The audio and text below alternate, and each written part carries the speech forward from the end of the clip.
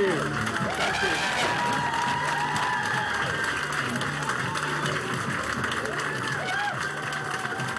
Thank you. Thank you, please. Thank you very much. Thank you. Thank you. Thank you all very much. Thank you. Thank you very much indeed. It's a great privilege to be here with you again today, and to thank all of you too for such a wonderful and warm welcome, and especially Maureen and her friends who gave me such a wonderful welcome. The only thing is she was kind of, when I was coming in 4 more years, and I was saying, Maureen, that's not on message for today. I'd just like to say also, if I might, just a special word of thanks to John Burton. John has been my agent here for many years now. He's still the best political advisor that I've got. He's all the years I've known him, he's been steadfast in his loyalty to me, to the Labour Party, and to Sunderland Football Club, not necessarily in that order. We won't get into that. But you know, it's been my great good fortune at certain points in my life to meet exceptional people, and he is one very exceptional person. And also, if I may refer to another exceptional person, who's my wife, friend and partner, Cherie.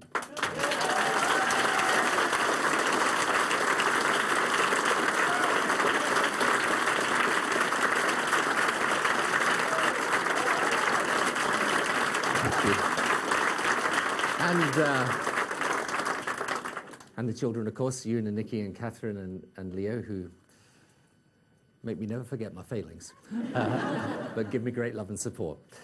So, I've come back here to Sedgefield, to my constituency, where my political journey began and where it's fitting that it should end. Today I announce my decision to stand down from the leadership of the Labour Party.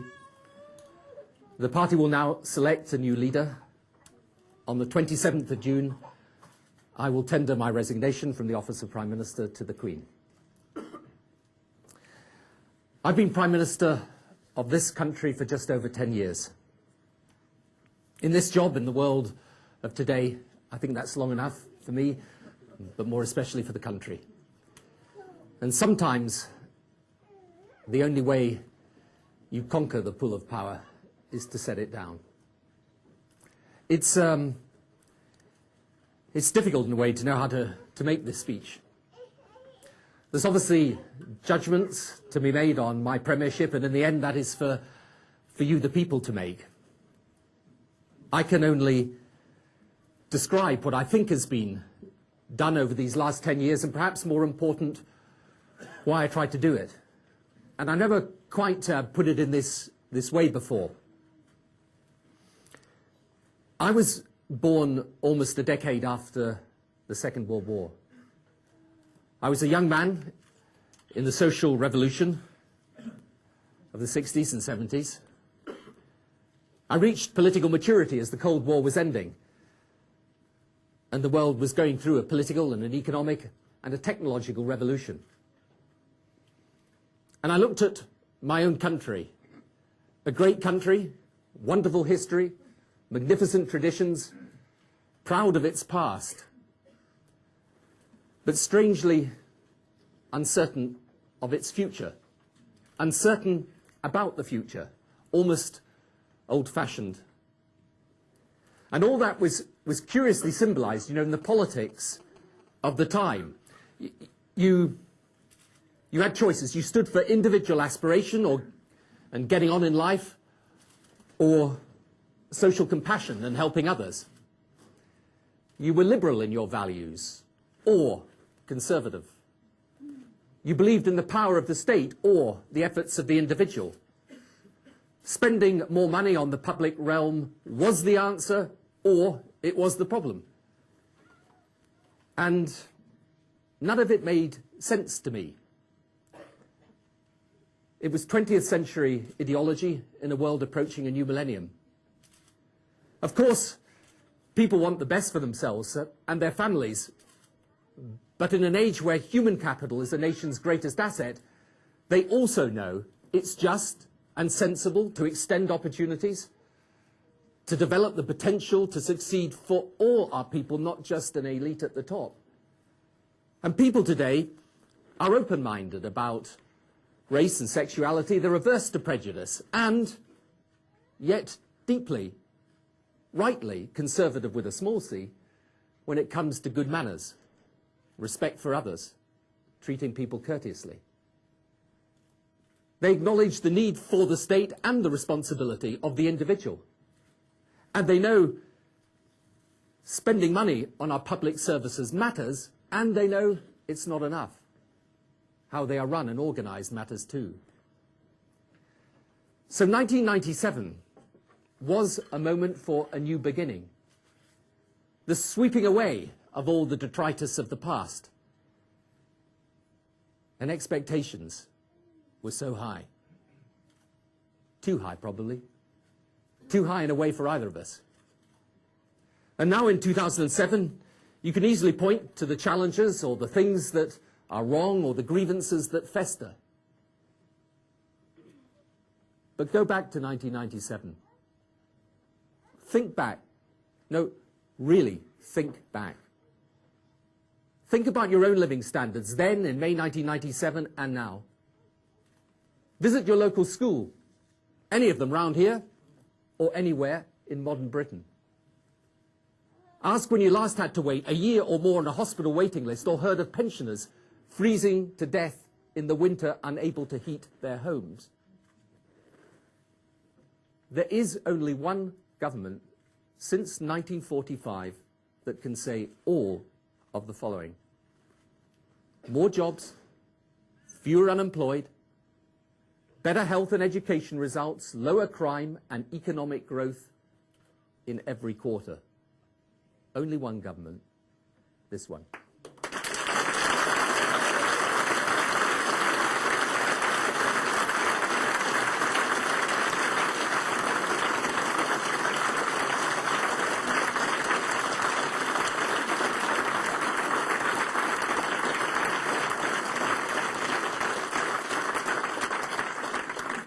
But we don't need statistics. There's something bigger than what can be measured in waiting lists or GCSE results or the latest crime or jobs figures.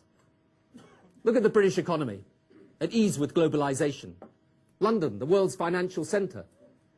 Visit our great cities in this country and compare them with 10 years ago.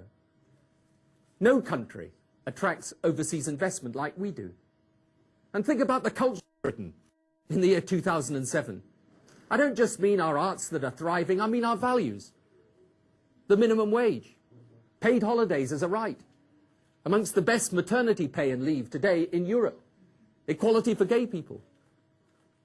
Or look at the debates that reverberate around the world today, the global movement to support Africa in its struggle against poverty, climate change, the fight against terrorism. Britain is not a follower today. Britain is a leader.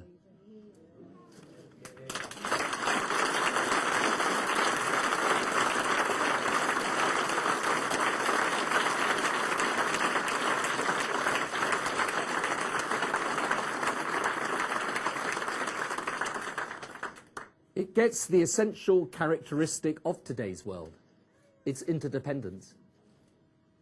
This is a country today that, for all its faults, for all the myriad of unresolved problems and fresh challenges, it is a country comfortable in the 21st century, at home in its own skin, able not just to be proud of its past, but also confident of its future.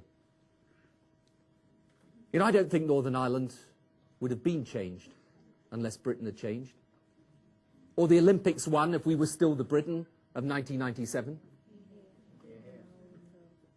And as for my own leadership, throughout these 10 years, where the predictable has competed with the utterly unpredicted, right at the outset, one thing was clear to me. Without the Labour Party allowing me to lead it, nothing could ever have been done.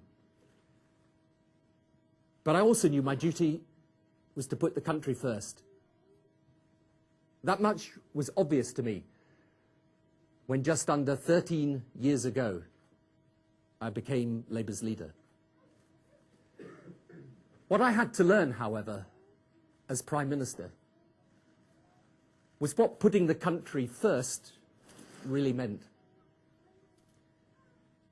Decision-making is hard. You know, everyone always says in politics, listen to the people. And the trouble is you find they don't always agree. And when you're in opposition, you meet this group and they say, why can't you do this? And you say, it's a really good question, thank you. And they go away and say, it's great, you really listened. And then you meet that other group and they say, why can't you do that? And you say, it's a really good question, thank you. And they go away happy that you listened. In government, you have to give the answer. Not an answer, the answer. And in time, you realize that putting the country first doesn't mean doing the right thing according to conventional wisdom or the prevailing consensus or the latest snapshot of opinion. It means doing what you genuinely believe to be right. That your duty as Prime Minister is to act according to your conviction. And all of that can get contorted so that people think that you act according to some messianic zeal. Doubt, hesitation, reflection, consideration, reconsideration. These are all the good companions of proper decision-making. But the ultimate obligation is to decide. And sometimes the decisions are accepted quite quickly. Bank of England independence was one which gave us our economic stability. Sometimes like tuition fees or trying to break up old monolithic public services. The changes are deeply controversial, hellish hard to do. But you can see you are moving with the grain of change around the world. And sometimes, like with Europe, where I believe Britain should keep its position strong, you know you're fighting opinion, but you're kind of content with doing so.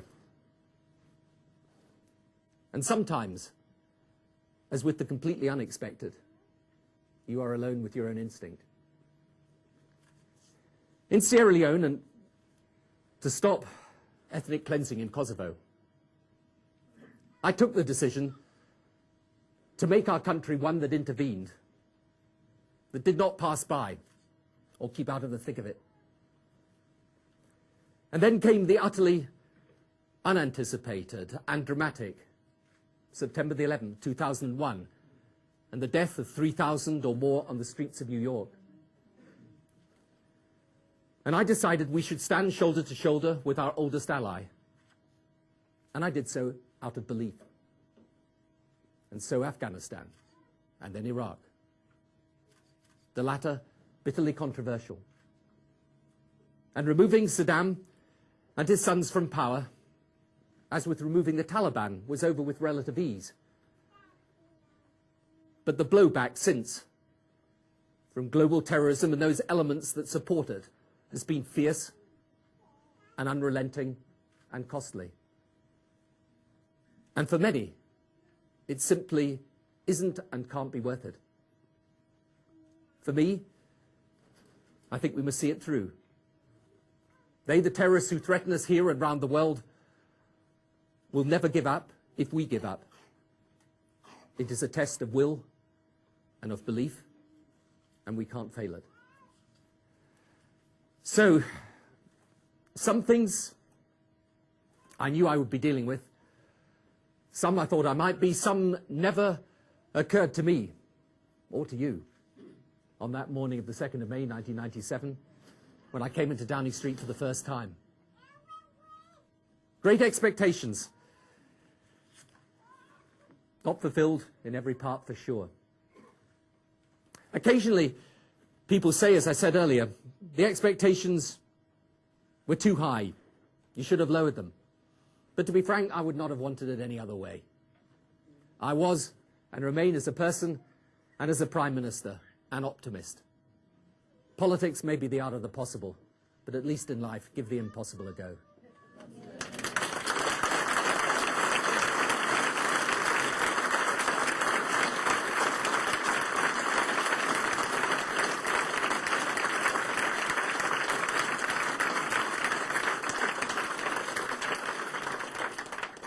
So, of course, the visions are painted in the colours of the rainbow, and the reality is sketched in the duller tones of black and white and grey. But I ask you to accept one thing. Hand on heart, I did what I thought was right. I may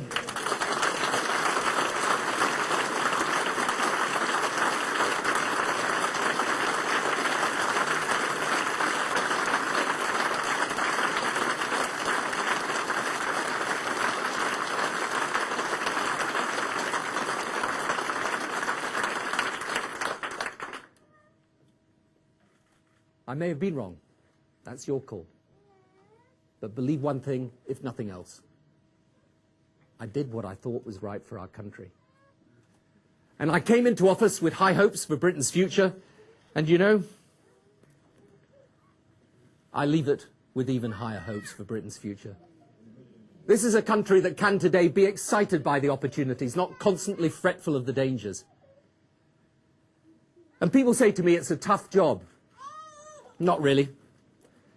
A tough life is the life led by the young severely disabled children and their parents who visited me in Parliament the other week. Tough as the life my dad had, his whole career cut short at the age of 40 by a stroke. Actually, I've been very lucky and very blessed. And this country is a blessed nation. The British are special. The world knows it. In our innermost thoughts, we know it. This is the greatest nation on earth.